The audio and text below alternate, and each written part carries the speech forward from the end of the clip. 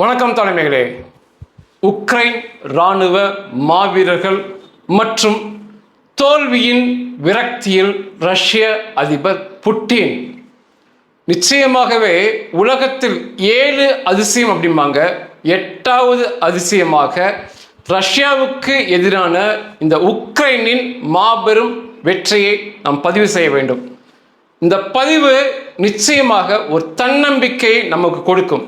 சிறியவர்களாக இருந்தாலும் எவ்வளவு பெரிய எதிரியையும் வெற்றி கொள்ள முடியும் என்ற தன்னம்பிக்கையை நமக்கு இந்த பதிவு கொடுக்கும். 2022 பிப்ரவரி மாதம் 24ஆம் தேதி உக்ரைனை முழு அளவில் ரஷ்யா தாக்க ஆரம்பித்தது. உலக அளவில் என்ன சொன்னாங்க அப்படின்னா, நான் கூட இப்படி தான் பதிவு பண்ணேன், சில மாதங்கள் உக்ரைன் தாக்கு பிடிக்கும், அதுக்கப்புறம் உக்ரைன் அதிபர் ஜெலன்ஸ்கி எங்காவது தப்பித்து ஓடுவார், உக்ரைன் என்பது ரஷ்யா வசம் வரும் அப்படின்னாங்க. ஆனால் யாருமே எதிர்பாராத வகையில் மிகப்பெரிய தோல்வியை ரஷ்யா அங்கே தழுவி கொண்டிருக்கு. இதுக்கு நான் ரஷ்ய இராணுவத்தை குறை சொல்ல மாட்டேன். எந்தவித ஒரு நியாயமும் இன்றி இந்த போரை தொடுத்து மிகப்பெரிய தோல்விக்கு பின்னணியாக விளங்கும் ரஷ்ய அதிபர் புட்டினை தான் குறை சொல்ல முடியும். இன்னைக்கு வரைக்கும் 5 லட்சம் ரஷ்ய இராணுவ வீரர்கள் உக்ரைன் மண்ணில் கொல்லப்பட்டிருக்காங்க. 2025 அவர்கள் கொல்லப்படுகின்ற விகிதம் 3 மடங்கு அதிகமாயிருக்கு. புட்டின் இல்லை என்று மறுத்தாலுமே 2025 1,65,000 ரஷ்ய இராணுவ வீரர்கள் உக்ரைனில் கொல்லப்பட்டிருக்காங்க. உக்ரைன் என்ன சொல்றாங்கன்னா, ஒவ்வொரு தனி இராணுவ வீரரையும் கொன்ற ட்ரோன் பதிவுகள் எங்ககிட்ட இருக்கு, யார் கேட்டாலும் காட்டுகிறோம் என்று சவால் விட்டாங்க ரஷ்யாவிற்கு. இந்த ஒரு வருஷத்துல 1,65,000 பேர் கொல்லப்பட்டது, ரஷ்ய இராணுவர்கள் கொல்லப்பட்டது 3 மடங்கு அதிகம் என்று பார்க்கப்படுது. இப்பொழுது ரஷ்யா பிடித்திருக்க பகுதியை மெதுவாக ரஷ்யா இழக்கிறது. உக்ரைன் இராணுவ வீரர்கள் அங்கே முன்னேறி வராங்க. அதை தாண்டி சர்வதேச அளவில் உக்ரைன் இராணுவத்தின் மதிப்பு மிகப்பெரிய அளவு உயர்ந்திருக்கிறது. ரஷ்யாவின் மதிப்பு நாளுக்கு நாள் சரிந்து வருகிறது. இந்த ஈரான் மற்றும் அமெரிக்கா இஸ்ரேல் போர் நடக்கும்போது 5 அரபிய நாடுகள், Saudi Arabia, UAE, Qatar, Jordan, Kuwait, இந்த 5 நாடுகள் உக்ரைன் அதிபரை அழைத்து உக்ரைனுடைய ட்ரோன் எதிர்ப்பு வீரர்கள் எங்கள் மண்ணிற்கு வேண்டும், எங்களுக்கு பயிற்சி அளிக்க வேண்டும், உங்கள் ஆயுதங்கள் வேண்டும் என்று சொல்லி கையெழுத்திட்டு வருகின்ற 10 வருஷங்கள் நான் மேலே சொன்ன இந்த 5 நாடுகளுக்கு பாதுகாப்பை உக்ரைன் இராணுவமும் உக்ரைன் இராணுவ வீரர்களும் வழங்க போறாங்க.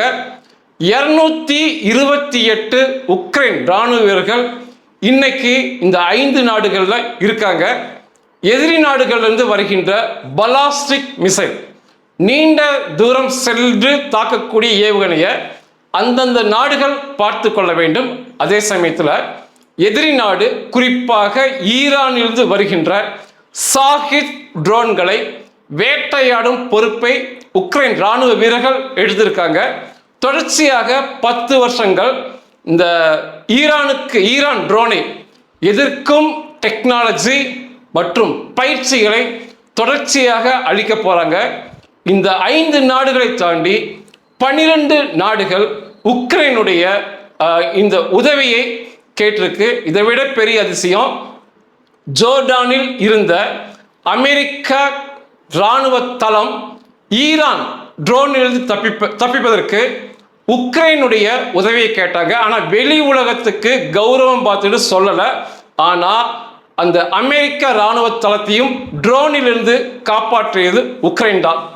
மிகப்பெரிய ஆச்சரியம். உலகத்தில் இந்த ரஷ்யாவோட உதவியை யாருமே கேட்கல. ஆனால் உக்ரைனுடைய உதவியை 5 நாடுகள் ஒப்பந்த அடிப்படையில் 10 வருஷத்துக்கு போட்டுக்கிட்டாங்க. உலகம் பார்க்க 12 நாடுகள் கேட்டிருக்கிறாங்க. உக்ரைன் ராணுவ வீரர்கள் 5 நாடுகளில் செயல்படுறாங்க. இதுல முதல் பிரிவு வந்து உக்ரைன் மிலிட்ரி ட்ரோன் ஹண்டர்ஸ் அப்படிம்பாங்க. ட்ரோன்களை வேட்டையாடும் அதற்கென்ற சிறப்பு துப்பாக்கிகளை, இயந்திர துப்பாக்கிகளை வைத்திருக்கும் உக்ரைனுடைய ட்ரோன் எதிர்ப்பு வீரர்கள் சுட்டு தள்ளுவாங்க. அதனுடைய பயிற்சியை இந்த 5 நாட்டு வீரர்களுக்கு கொடுப்பாங்க. அதுக்கப்புறம் அதற்கு அடுத்து ட்ரோன் இன்டர்செப்ட் மிஷின் அப்படிம்பாங்க. உக்ரைனுடைய புதிய தயாரிப்பு மிக விலை மதிப்பு மிகுந்த இந்த ஈரானுடைய சாகித் ட்ரோன்களை துரத்தி சென்று அடித்து வீழ்த்துகிறது. ஒரு கூம்பு வடிவத்தில் இருக்கு. மிகப்பெரிய ஆச்சரியம். அவ்வளோ விலை மதிப்புள்ள சாகித் ட்ரோனை இந்த விலை மலிவான உக்ரைன் ட்ரோன்கள், உக்ரைனுடைய சொந்த தயாரிப்பு, துரத்தி சென்று அடித்து வீழ்த்துகிறது. இது இரண்டாவது. மூன்றாவது அட்டாக் ட்ரோன்ஸ். இன்னைக்கு மாபெரும் வெற்றியை உக்ரைன் பதிவானதுக்கு காரணமே தாக்குதல் நடத்தும் ட்ரோன்கள். இந்த ட்ரோன்களையுமே இதனுடைய தொழில்நுட்பம் மற்றும் கையாளும் ரகசியத்தை இந்த நாடுகளுக்கு சொல்லித்தராங்க. மிகப்பெரிய அதிசயம். அவ்வளோ மாபெரும் ரஷ்யாவை யாருமே உதவிக்கோ அல்லது எதுக்குமே கூப்பிடல. இந்த சிறிய உக்ரைனுடைய புகழ் இந்த போருக்கு பின்னால உலகமெங்கும் கொடி கட்டி பறக்குதுன்னு புரியும். உக்ரைன் வந்து என்ன சொல்றாங்கன்னா, நாங்கள் இராணுவ பயிற்சி தரோம், ஆயுதங்கள் தரோம், பதிலுக்கு நீங்கள் பணம் கொடுங்கள் போதுமானு சொல்லி இந்த 5 நாடுகளில் ஜோர்டானை தவிர மீதி 4 அரபு நாடுகள், Saudi Arabia, Qatar, UAE, Kuwait, பணம் எண்ணற்ற பணம் அவங்ககிட்ட இருக்கு. அத்தனை பணங்களையுமே கொட்டி கொடுத்திருக்காங்க உக்ரைனுக்கு. இது மாபெரும் வெற்றியை நோக்கி உக்ரைனை அழைத்து செல்லும் இந்த பணம். மூன்றாவதாக இதில் வந்து உக்ரைன் தன்னந்தனியா போராடும் தான் பார்க்கணும்.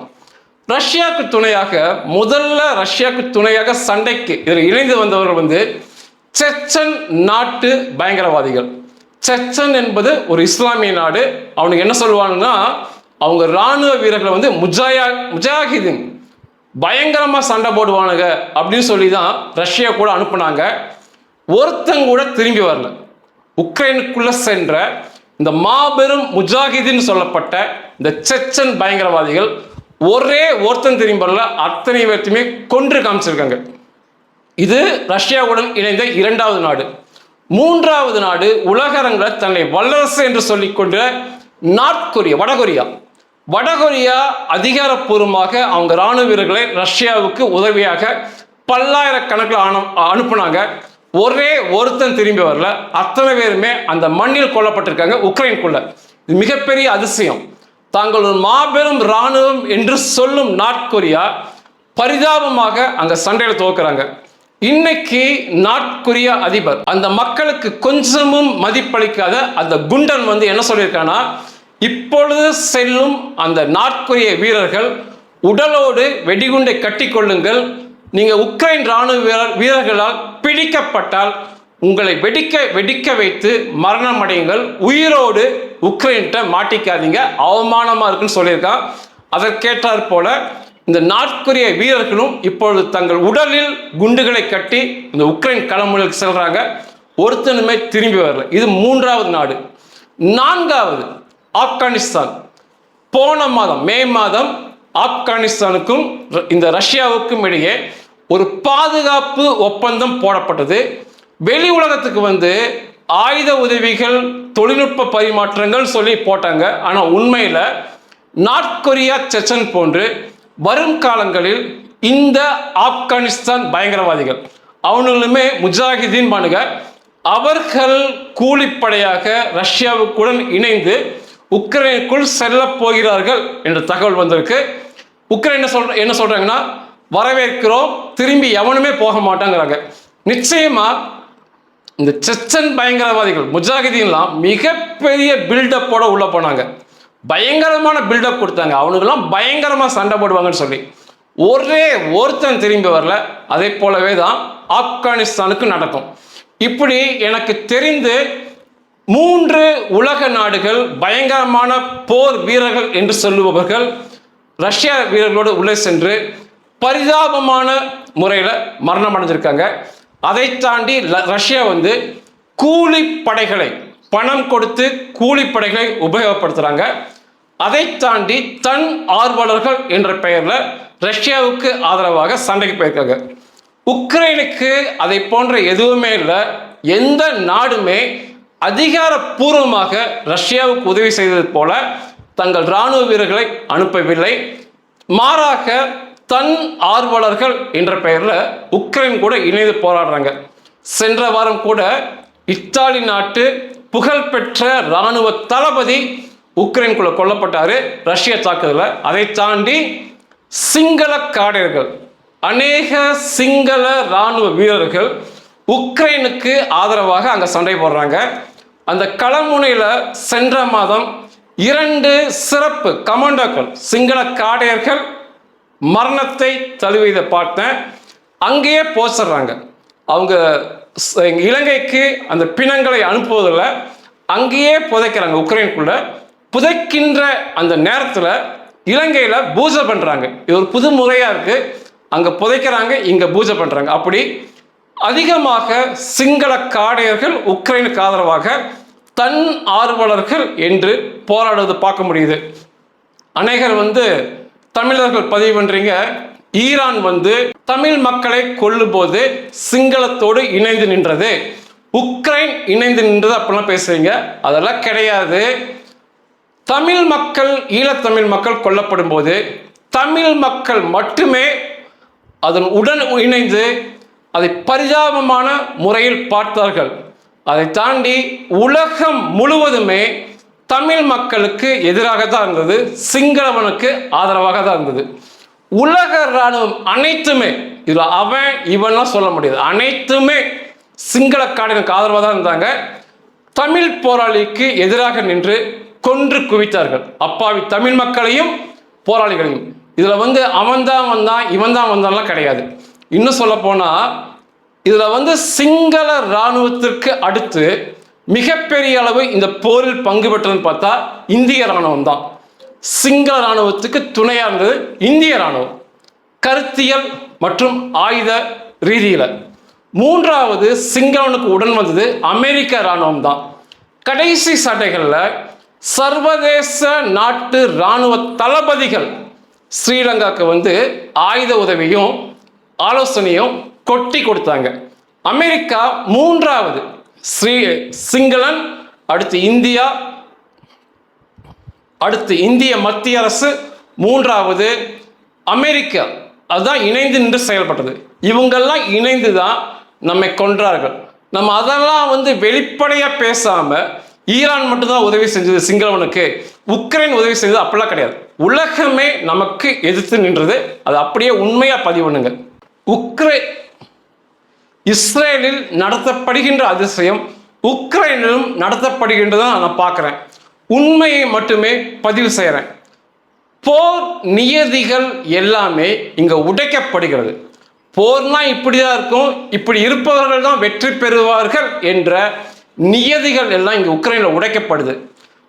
இன்னைக்கு எல்லைகள், அதாவது பரப்பளவு என்று பார்த்து கொண்டா ரஷ்யா 1,71,00,000 சதுர கிலோமீட்டர் உள்ள பிரம்மாண்ட நாடு. உலகத்திலேயே மிகப்பெரிய நாடு ரஷ்யா தான். அதற்கடுத்து உக்ரைன் அப்படின்னு பார்த்தீங்கன்னா 6,00,000 சதுர கிலோமீட்டர் உள்ள நாடு. உக்ரைனை விட ரஷ்யா 28 மடங்கு மிகப்பெரிய நாடு. இப்படி இந்த பரப்பளவில் பார்க்கும்போது ரஷ்யா தான் வெற்றி பெற்றிருக்க வேண்டும். அதை தாண்டி போர் வீரர்களை பார்க்கும்போது ரஷ்யாவில் 14 லட்சம் இராணுவ வீரர்கள், அதாவது ஆக்டிவ் மிலிட்ரிம்பாங்க, எப்பொழுதும் இராணுவத்தில் இருப்பவர்கள் 14 லட்சம் பேர் இருக்காங்க. அதில் 6 லட்சம் பேர் உக்ரைனுக்கு எதிராக உக்ரைனுக்கு உள்ளேயே இருக்காங்க. அதுக்கு மாறாக மொத்தமாக உக்ரைனில் 8 லட்சம் இராணுவ வீரர்கள் ஆக்டிவ் எப்பொழுதுமே இருக்காங்க. இந்த சண்டைக்கு முன்னால குறைந்த அளவு தான் உக்ரைன் வச்சிருந்தாங்க. ஆனால் ரஷ்யா என்ற மாபெரும் நாடு சண்டைக்கு வருவதால் அவர்களுடைய இராணுவ வீரர்களை எண்ணிக்கையை அதிகப்படுத்தினாங்க. அப்படி பார்க்கும் போதே ரஷ்யா தான் பிரம்மாண்ட இராணுவ வீரர்களை வைத்திருக்கும் நாடு. அப்படி பார்த்தா அவங்க தான் வெற்றி பெற்றிருக்க வேண்டும். மாறாக தோல்வியை தழுவுறாங்க. ரிசர்வ் மிலிட்ரி என்று பார்க்கும்போது இஸ்ரேலை போன்று இங்கேயும் பார்க்க முடியுது. அதாவது எப்பொழுதும் மிலிட்ரி சம்பளம் வாங்குபவர்கள், அதை தாண்டி தன்னார்வமாக இந்த இராணுவத்தில் சேருபவர்கள். இப்படி ரஷ்யாவில் பார்த்தீங்கன்னா 20 லட்சம் பேர் ரிசர்வ்ல இருக்காங்க, கூப்பிட்டா சண்டைக்கு போற மாதிரி. அதே சமயத்தில் உக்ரைன் தரப்புல 40 லட்சம் பேர் இந்த ரிசர்வ் இராணுவத்தில் இருக்காங்க, தேவைப்பட்டால் போர் முனைக்கு வரோம் என்று சொல்லி. அப்படி பார்க்கும்போது உக்ரைனில் பெரும்பான்மை மக்கள் இராணுவ பயிற்சி எடுத்து ரஷ்யாவுக்கு எதிராக நிற்கிறார்கள் என்று புரியுது. அதற்கடுத்து டாங்குகள் மற்றும் பீரங்கிகளை பார்க்கும்போது ரஷ்யாவிலிருந்து 5 டாங்குகள் மற்றும் பீரங்கிகள் வந்தால் அதை எதிர்த்து உக்ரைனால் 1 மட்டுமே அனுப்ப முடியும். 5 மடங்கு மிகப்பெரிய டாங்குகள் பீரங்கிகள் வைத்திருக்கும் நாடு ரஷ்யா. கப்பல்கள், போர்க்கப்பல்கள், நேவல் ஸ்ட்ரென்த் அப்படிம்பாங்க.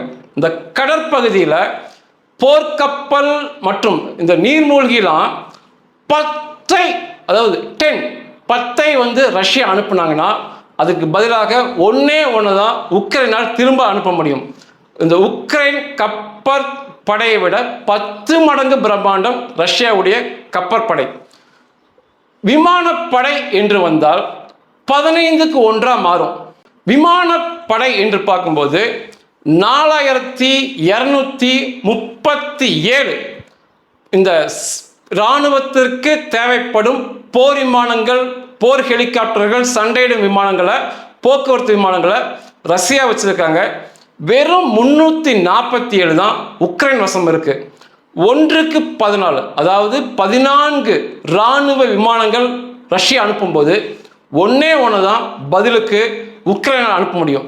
இப்படி பிரம்மாண்டமான ஒரு மிகப்பெரிய இராணுவ வலிமை, பொருளாதார வலிமை, ஆட்கள் வலிமை உள்ள ரஷ்யா இங்க உக்ரைனை தோற்கும் போது இது இஸ்ரேலில் நடத்தப்படுகின்ற அதிசயம் இங்க உக்ரைனிலும் நடத்தப்படுகின்றது தான் பார்க்க முடிகிறது. ஆனா இன்னைக்கு பேரழிவு ஆயுதங்கள், அதாவது அணுகுண்டுகள் மற்றும் உயிரியல் குண்டுகள் மிக அதிகமாக இருப்பது உலகத்திலேயே ரஷ்யாவிடம் தான். 5500 அணுகுண்டுகள் இன்றைய நிலைமைக்கு ரஷ்யாவிடம் இருக்குது. அதில் 1700 அணுகுண்டுகளை ஏவுகணைகளில் மாட்டி தாக்குவதற்கு தயாராக ரஷ்யா வச்சிருக்காங்க. ஆனால் உக்ரைன் வசம் அணுகுண்டுகள் 0 என்று பார்க்கப்படுகிறது. அப்படி இருந்துமே ரஷ்யாவை எப்படி துணிச்சலா எதிர்த்து நிற்கிறாங்க அப்படின்னா அதுக்கு ஒரு பின்னணி ரகசியம் இருக்கு. உக்ரைன் நினைத்தால் இன்றே அணுகுண்டுகளை அவர்களால் செய்ய முடியும். அவர்கள் அணுகுண்டுகள் செய்யாம எந்தவித பொருளாதார தடைக்கும் உள்ளாகாம சர்வதேச அளவில் பொருளாதார தடை வராதது போல பார்த்து கொள்கிறார்கள். இன்னைக்கு உக்ரைன் வசம் 2 லட்சம் டன் யுரேனியம் கைவசம் இருக்கு. அப்படி பார்த்தீங்கன்னா 20 கோடி கிலோ அணுகுண்டின் மூலப்பொருளான யுரேனியம் அவங்ககிட்ட இருக்கு. அணுகுண்டுகள் செய்யக்கூடிய ரகசியம் அவங்ககிட்ட இருக்கு. இன்னும் சொல்ல போனா உக்ரைன் அதிபர் ஜெலன்ஸ்கி ஒரு யூசர், மிக சரியாக திட்டமிடுவாங்க. அதனால அவங்க நினைச்சா இன்றைக்கு அவர்கள் அணுகுண்டு செய்து ரஷ்யாவுக்கு எதிராக நிற்க முடியும். ஆனால் அணுகுண்டு செய்தால் பொருளாதார தடை வரும் என்கிறதால அதை செய்யாம இருக்காங்க. இன்னும் சரியா சொல்லப்போனா ரகசியமாக ரஷ்யாவை அழிக்கும் அளவிற்கு அவர்கள் அணுகுண்டுகள் செய்து வைத்திருப்பார்கள். உலகத்திற்கு சொல்லவில்லை என்றுதான் சொல்ல தோணுது. ரஷ்யா சென்ற வருடம் மட்டும் இந்த சண்டையை தொடர்ந்து நடத்துவதற்காக, அதாவது 27,000 கிலோ தங்கத்தை அவங்க விற்பனை செய்து அந்த பணத்தை வாங்கி தான் இந்த சண்டைகளை தொடர்ந்து நடத்திட்டு இருக்காங்க. தொடர்ச்சியாக நடத்த முடியும்னு நிச்சயமா என்ன தோன்றல. ஏன்னா 5 லட்சம் இராணுவ வீரர்களை ரஷ்யா இழந்திருக்கு. அதே சமயத்தில் 55,000 இராணுவ வீரர்களை உக்ரைன் இழந்திருக்காங்க. இது ஏன் அப்படின்னா ரஷ்ய இராணுவ வீரர்கள் தான் உக்ரைனுக்குள்ள வராங்க. உக்ரைன் அங்க போல. உக்ரைன் இராணுவ வீரர்கள் அவங்க நாட்டுக்குள்ள, அவர்கள் வீட்டுக்குள்ள ஒளிந்திருக்காங்க. ரஷ்யா தான் வீணாக உள்ளே மிகப்பெரிய அளவில் அந்த எண்ணிக்கை, மரண எண்ணிக்கை போயிட்டு இருக்கு. இன்னும் வந்து இந்த 5 லட்சம் ராணுவ வீரர்கள் என்பது உறுதியாக பெயர்களை சொல்லக்கூடிய அளவுள்ள எண்ணிக்கை. அதை தாண்டி வந்து 20 லட்சம் ராணுவ வீரர்கள் கொல்லப்பட்டிருக்கிறார்கள் என்றும் சொல்றாங்க. நான் அப்படி பதிவு பண்ணாட்டியுமே உறுதியாக பெயர் தெரிந்து 5 லட்சம் ராணுவ வீரர்களை ரஷ்யா இழந்திருக்கு. புட்டின் வந்து கௌரவம் பார்க்காம போரை நிறுத்தி கொள்வதுதான் அவருக்கு நல்லது, ரஷ்யாவுக்கும் நல்லது. 4.25 வருஷமா சண்டை போடுறாங்க. உக்ரைனுடைய 22% நிலப்பகுதியை ரஷ்யா கைப்பற்றியிருக்காங்க. இதுல வந்து கிரிமியா என்ற பகுதி 2014 பிடிக்கப்பட்டது. இந்த சண்டையில் அவங்க பிடிக்கல. மீதி பகுதி தான் ரஷ்யா இந்த சண்டையில் பிடிச்சாங்க.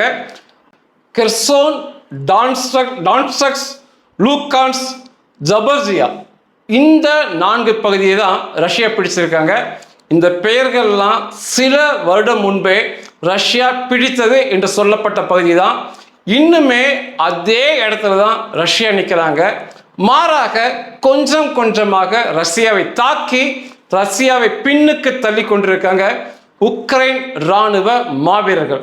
எந்த அளவுக்கு ரஷ்யா பயப்படுறாங்கன்னா, இந்த தடவை ரஷ்யாவுடைய இராணுவ தினம் 2ஆம் உலகப் போரில் ஜெர்மனியை வீழ்த்திய தினத்தை இராணுவ தினம் கொண்டாடுவாங்க.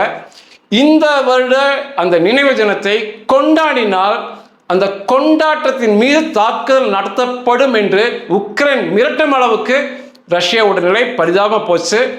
உக்ரைனுக்கு பயந்து அநேக நாட்டு தலைவர்கள் அந்த இராணுவ அணிவகுப்புல பங்கெடுக்கல. அதை தாண்டி ரஷ்யா வந்து நீண்ட நேரம் அந்த இராணுவ அணிவகுப்பை நடத்துவாங்க. எண்ணற்ற ஆயுதங்களை பார்வைக்கு கொண்டு வருவாங்க. அதையெல்லாம் நிறுத்திக்கிட்டு குறைந்த நேரத்தில் உக்ரைனுக்கு பயந்து அந்த இராணுவ அணிவகுப்பை இந்த வருஷம் முடிச்சுக்கிட்டாங்க. உக்ரைன் மீதான பயம் எந்த அளவுக்கு இருக்குன்னு சொல்லி யதார்த்தமா இது புரிய வைக்கும். அதை தாண்டி உக்ரைனுக்குள்ள ரஷ்யாவுடைய ட்ரோன்கள் மற்றும் ஏவுகணையை தாக்குதல் நடத்தும் நம்ம பார்க்குறோம். அது இயல்பான ஒன்று. ஏன்னா ரஷ்யாவில் மிகப்பெரிய ஏவுகணைகள், உலகத்திலே பெரிய ஏவுகணைகள் ரஷ்யாவில் தான் இருக்கு. அதை தாண்டி ரஷ்யாவுடைய எண்ணெய் வளங்கள், மின்சார கட்டமைப்புகள், ரஷ்யா தலைநகருக்குள்ளேயே உக்ரைன் ட்ரோன்கள் தாக்குதல் நடத்துவது மிகப்பெரிய வியப்பாக இருக்கு. நிச்சயமாக தொடர்ச்சியாக ரஷ்யா வந்து தனது இராணுவ வீரர்களை அங்கே இழக்காம சண்டையை முடித்து கொள்வதுதான் ரஷ்யாவிற்கு நல்லது. அல்லது எதிர்காலத்தில் நிச்சயமாக அந்த பிடித்து வைத்திருக்கும் ரஷ்யா பிடித்திருக்கும் உக்ரைன் பகுதியை கொஞ்சம் கொஞ்சமாக தாக்குதல் நடத்தி உக்ரைன் மீட்பார்கள் என்பதில் எந்தவித சந்தேகம் இல்லை. அதை தாண்டி ரஷ்யாவுடைய நிலப்பகுதிக்குள்ளும் உக்ரைன் இராணுவ வீரர்கள் போவார்கள் என்பதில் மாற்று கருத்து இல்லை. அதனால அந்த அளவு அவமானத்திற்கு ரஷ்யா ஆளாகாமல் இன்றைக்கே ஏதாவது பேச்சுவார்த்தையை முடித்துக் கொள்வது நல்லது.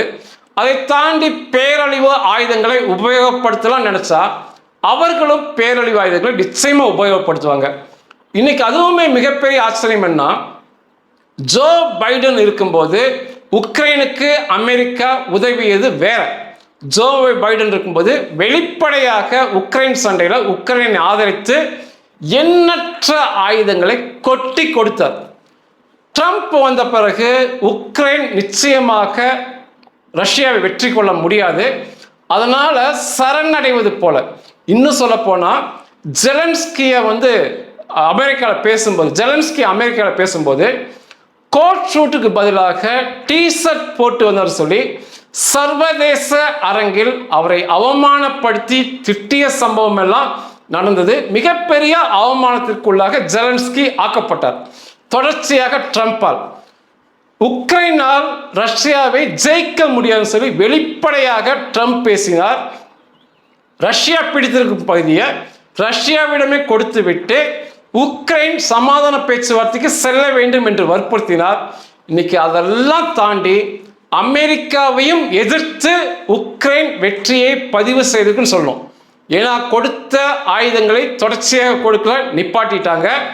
கருத்தியல் ரீதியாக பண ரீதியாக உக்ரைனுக்கு பைடன் உதவியது போல ட்ரம்ப் உதவல. மிகப்பெரிய நெருக்கடிக்குள்ள ஜெலன்ஸ்கியை ஆளாக்கினார். ஜெலன்ஸ்கியை வெளிப்படையாக மிரட்டினார். இத்தனையும் தாண்டி ரஷ்யா ஒரு சேர அமெரிக்காவை எதிர்த்து உக்ரைன் இந்த வெற்றியை பதிவு பண்ணியிருக்கு. நம்ம சிறியவர்களாக இருக்கலாம், நமக்கு எதிரி மிகப்பெரியவனாக மிகப்பெரிய படைபலத்தோட மிகப்பெரிய பணபலத்தோட இருக்கலாம். ஆனால் தேசப்பற்றுடன் வெறியுடன் சண்டை போடும்போது எவ்வளோ பெரிய வெற்றியையும் பதிவு செய்யலாம்னு சொல்லி இந்த உக்ரைனுடைய விஷயம் காட்டும். முழு காரணம் இதில் ரஷ்யா தோற்றதற்கு முழு காரணம் சொன்னால் சண்டையிடும் நியாயமான காரணம் ரஷ்யாட்ட இல்லை. ரஷ்ய இராணுவ வீரர்கள் மனசுலேயே சண்டையிடும் நியாயமான காரணம், உக்ரைனுக்கு எதிராக இவ்வளோ பெரிய சண்டை போடுவதற்கு நியாயமான காரணம் இல்லை. புட்டினுடைய வரட்டு பிடிவாதத்தால் இந்த சண்டை நடக்குது, தோல்வியை நோக்கி ரஷ்யா போது சொல்லலாம். உக்ரைன் தரப்புல பார்க்கும்போது உக்ரைன் இராணுவ மாவீரர்களை முதல்ல பதிவு செய்யணும். தங்கள் நாடு சுதந்திரமாக இருக்க வேண்டும், சுதந்திரம் தான் எல்லாத்தை விட பெருசு, சுதந்திரத்திற்காக என்ன வேணா தியாகம் செய்யலாம்னு சொல்லி இவ்வளோ பெரிய வெற்றியை தங்கள் உயிரை கொடுத்து பதிவு செய்திருக்காங்க. 40 லட்சம் ரிசர்வ் இராணுவ வீரர்கள் உக்ரைனில் சேர்ந்திருப்பதே உக்ரைன் மக்களின் இராணுவ வீரர்களின் தியாகத்தை நம்ம காட்டுது. முதல்ல உக்ரைன் இராணுவ மாவீரர்கள் தான். இரண்டாவது உக்ரைன் அதிபர் ஜெலன்ஸ்கி. சர்வதேச அளவில் அமெரிக்காட்ட உலகம் பார்க்க அவமானப்படுத்தப்பட்டு டிஷர்ட் போட்டுட்டு நீங்கள் எப்படி அமெரிக்கா எங்களை பார்க்க வரலான்னா சொல்லி அவமானப்படுத்தப்பட்டு ஆயுதம் கொடுத்ததை அமெரிக்கா நிறுத்தி எண்ணற்ற அவமானங்கள் மற்றும் தடைகளுக்கு உள்ளே ஆக்கினாலும் அதையெல்லாம் மீறி இன்னும் சொல்ல போனால் மிக குள்ளமான உருவத்தில் இருப்பவர் ஜெலன்ஸ்கி. இந்த அதிபராக வருவதற்கு முன்னாக நகைச்சுவை நாயகன் வேடத்தில் நடித்தவர். இதையெல்லாம் உடைத்து மாபெரும் வெற்றிக்கு காரணமாக உக்ரைன் இராணுவ மாவீரர்களுக்கு அடுத்து இந்த ஜெலன்ஸ்கியை பார்க்கலாம். இரண்டாவது. மூன்றாவது, இன்றைக்கு உலகம் எல்லாமே தெரிந்தது ட்ரோன் தயாரிப்பு. இன்னைக்கு ட்ரோன் தயாரிப்பு மற்றும் ட்ரோன் அழிப்புல உலகத்திற்கே வழிகாட்டும் நாடாக உக்ரைன் மாறி இருக்கு. இன்னைக்கு உக்ரைன் அதிபர் ஜெலன்ஸ்கி என்ன சொல்றாருன்னா, இந்த ட்ரோன்களுக்கு எதிரான போர் ஒரு சேர ஈரானுடைய ட்ரோன்கள் சாஹித் ட்ரோன்கள் தான் ரஷ்யா முதல்ல உபயோகப்படுத்தினாங்க. இன்னைக்கு அதை காப்பி அடித்து அதே போல ட்ரோனை ரஷ்யா உருவாக்குறாங்க. இந்த 2 ட்ரோன்களுக்கு எதிரான வெற்றி உலகத்திலேயே உக்ரைன் அளவுக்கு எந்த நாட்டுக்குமே இல்லை, எங்களுடைய பயிற்சி போல யாருக்குமே இல்லைங்கிறார். உண்மைதான். உக்ரைனுக்குள்ள குடிசை தொழில் போல ட்ரோன் தயாரிப்பு நடைபெறுது. ஒவ்வொரு வீட்டிலுமே பெண்கள், முதியவர்கள், சிறுவர்கள், சிறுமியர்கள் ட்ரோன்களை தயாரித்து உக்ரைன் இராணுவ வசம் கொடுக்குறாங்க. உக்ரைன் இராணுவம் அதில் வார்ஹெட், அதாவது வெடிக்கும் பொருளை மாட்டி ரஷ்ய இராணுவர்களை வேட்டையாடுறாங்க. இத்தனைக்கும் ரஷ்யா மற்றும் ஈரான் ட்ரோன்கள் ஒரு வழிதான், தற்கொலை செய்து கொள்ளும் ட்ரோன்கள். ஆயுதங்களை வெடிப்பொருளை எடுத்து சென்று அந்த எதிரி பகுதியை மோதி தன்னையும் அழித்து அந்த இடத்தையும் அழிக்கும் ரஷ்யாவுடைய ட்ரோன் மற்றும் ஈரான் ட்ரோன். ஆனால் உக்ரைனுடைய ட்ரோன்கள் 2 வழி ட்ரோன்கள். உக்ரைன் மக்கள் அப்படிதான் தயாரிக்கிறாங்க. ஒரே ட்ரோன்ல 4க்கு மேலே வார்கள் வெடிக்கும் பொருளை வைக்கிறாங்க. இங்க உட்கார்ந்து கொண்டே உக்ரைன் இராணுவ வீரர் அதை ஒரு ஸ்கிரீன்ல பார்த்துக்கிட்டே ரஷ்யா இராணுவ வீரர்களுக்கு எதிரான தாக்குதலுக்கு உபயோகப்படுத்துறாரு. 4 ஆயுதங்களை தனித்தனியா போட்டு அழிச்சிட்டு அந்த ட்ரோன்கள் திரும்பியே வந்துடுது. மிகப்பெரிய ஆச்சரியம். ட்ரோன் விஷயத்துல இன்னைக்கு உலகத்துல நம்பர் 1 சொல்லி உக்ரைனை பதிவு பண்ணலாம். அதற்கு காரணம் இராணுவத்தை தாண்டி மக்கள். இன்னைக்கு உக்ரைன் வீட்டுக்குள்ள போனீங்கன்னா சாதாரணமாக குடும்ப தொழிலாக, அதாவது பணத்துக்காக அல்ல, நாட்டிற்காக இளைஞர்கள், இளைஞர்கள், சிறுவர்கள், சிறுமிகள், பெண்கள், முதியவர்கள் ட்ரோன்களை தயாரித்து உக்ரைன் இராணுவத்துக்கு கொடுத்துக்கிட்டே இருக்காங்க. வெடிப்பொருளை மட்டும் அந்த இராணுவம் மாட்டி ரஷ்யாவை வேட்டையாடுறாங்க. இதெல்லாம் தான் உக்ரைனுடைய வெற்றிக்கு மிகப்பெரிய காரணமாக பார்க்கப்படுகிறது. நிச்சயமாக உலகத்தின் 8வது அதிசயம் உக்ரைனுடைய இந்த வெற்றி. நிச்சயமாக எளிய மக்களாகிய ஏழை மக்களாகிய அடித்தட்டு மக்களாக இருந்தாலுமே மிக பிரம்மாண்டமான வெற்றியை பெற முடியும்னு சொல்லி அதாவது நமது வாழ்க்கையில எல்லா வகையிலும் விதத்திலும் மிகப்பெரிய வெற்றியை பதிவு செய்யலாம் என்று இந்த உக்ரைனுடைய வெற்றி புலப்படுத்தும். நன்றிகள்.